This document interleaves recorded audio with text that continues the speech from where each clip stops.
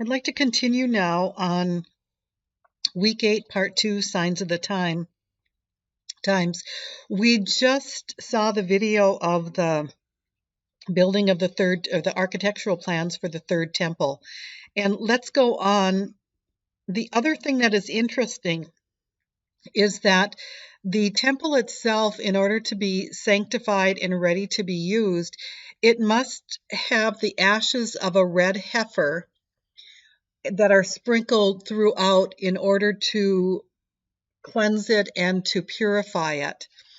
There have been the first red heifer was sacrificed back with Moses, and there have been 9 red heifers ever since then, up to the destruction of the temple in AD 70.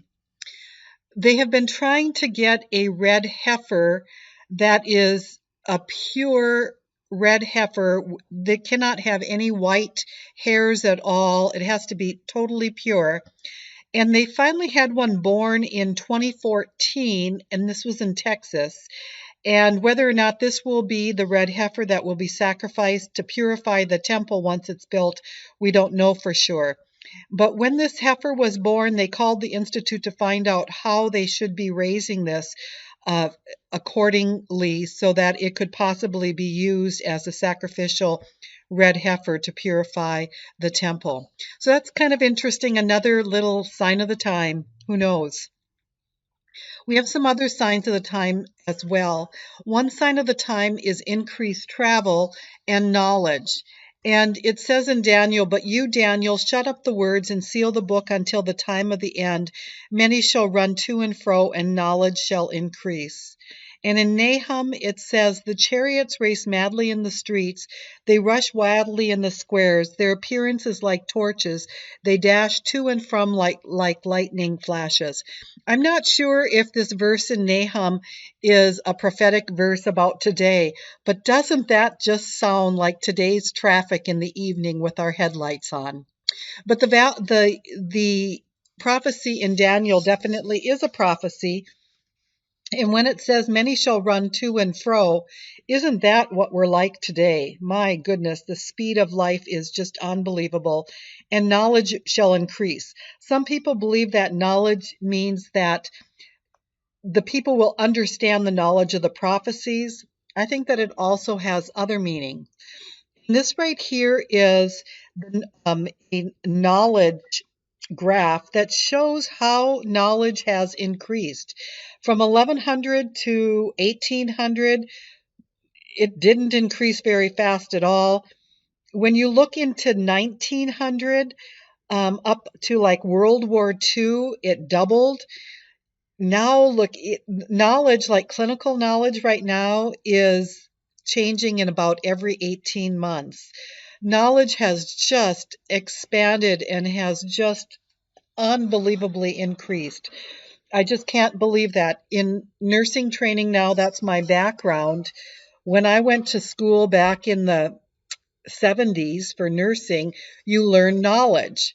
Well, I can tell you that now since 2000, we definitely teach knowledge, but we also teach how to find knowledge and how to be able to identify research and know what the latest things are and how to apply that to the clinical setting, because knowledge is just increased. What was known 30 years ago is old now, and things have changed unbelievably since then. Another sign of the occult is another sign of the time is the occult. In 2 Timothy chapter 4 verses 3 through 4, it says, "For the time is coming when people will not endure sound teaching, but having itching ears they will accumulate for themselves teachers to suit their own passions, and will turn away from listening to the truth and wander off into myths." And the occult is definitely one area that this has happened with.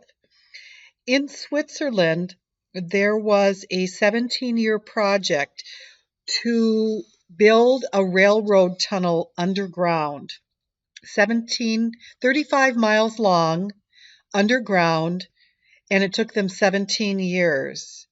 And this was just completed, and in the summer of 2016, they had a ceremony there, a long ceremony, with all of the European leaders there.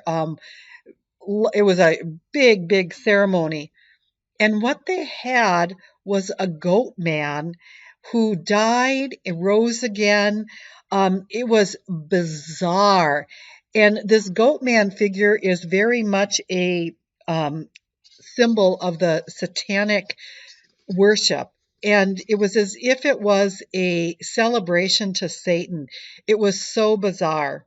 And you can go up to this video and you can actually watch this video and see for yourself. It is absolutely bizarre.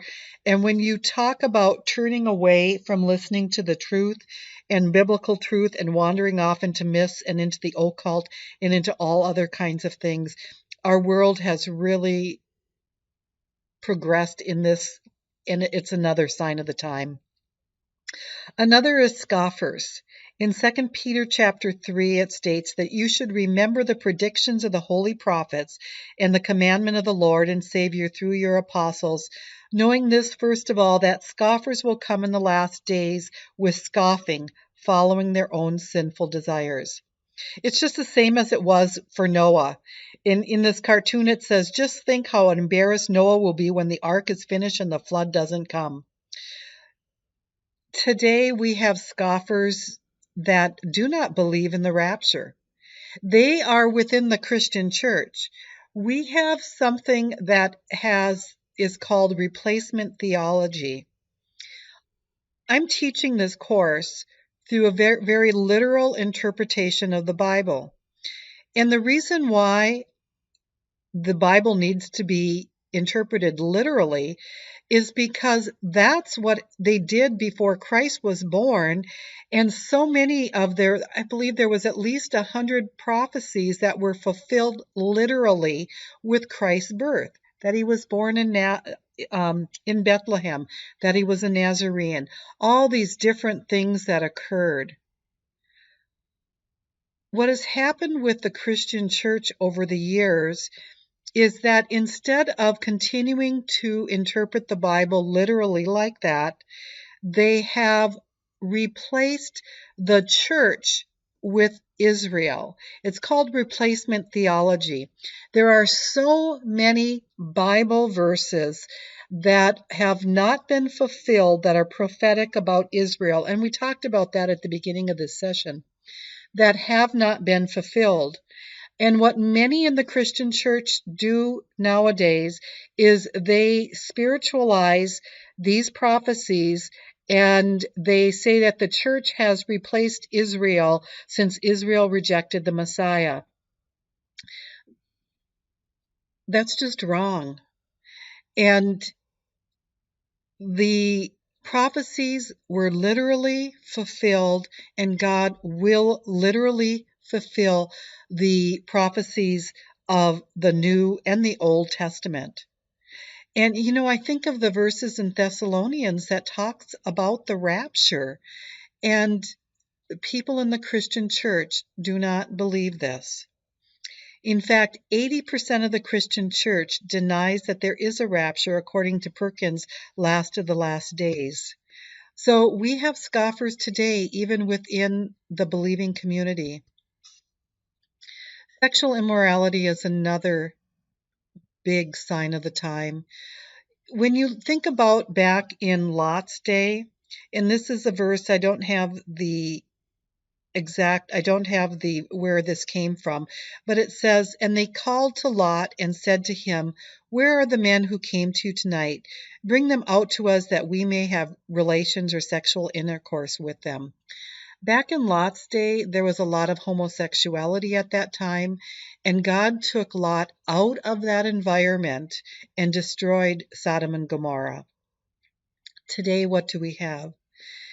This is from Luke. It says, it was the same as happened in the days of Lot. They were eating, they were drinking, they were buying, they were selling, they were planting, they were building. But on the day that Lot went out from Sodom, it rained fire and brimstone from heaven and destroyed them all. It will be just the same on the day that the Son of Man is revealed. It's not only homosexuality, it's sexual immorality in general. It's sexual promiscuity. It is prostitution. It is sex before marriage. It just goes on and on and on, and so much so that it really is getting to be like it was in Sodom and Gomorrah, another sign of the day, a sign of the times. Although we've had this repeatedly throughout our history, but it just seems like it's getting worse now. Another sign of the time is that there are two witnesses that are seen by the world.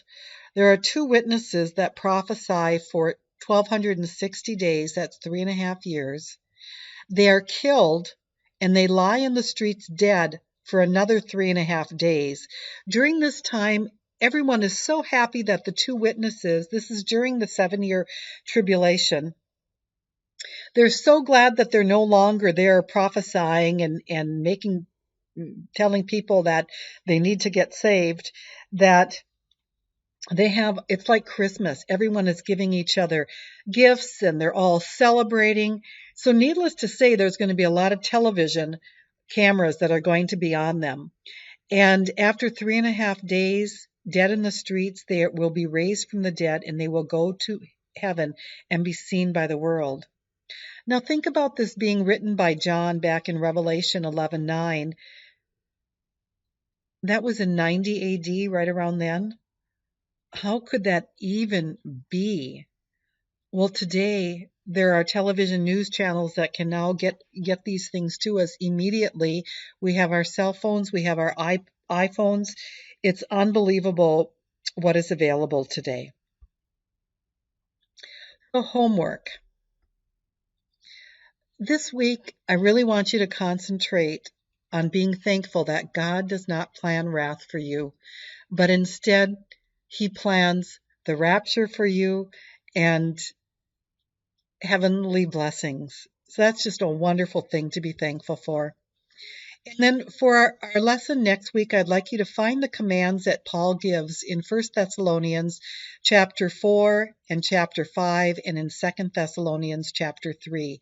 You'll see that he gives a lot of imperatives or commands, and I just want you to kind of identify those, and we'll be discussing that next week. Thanks much and have a wonderful day.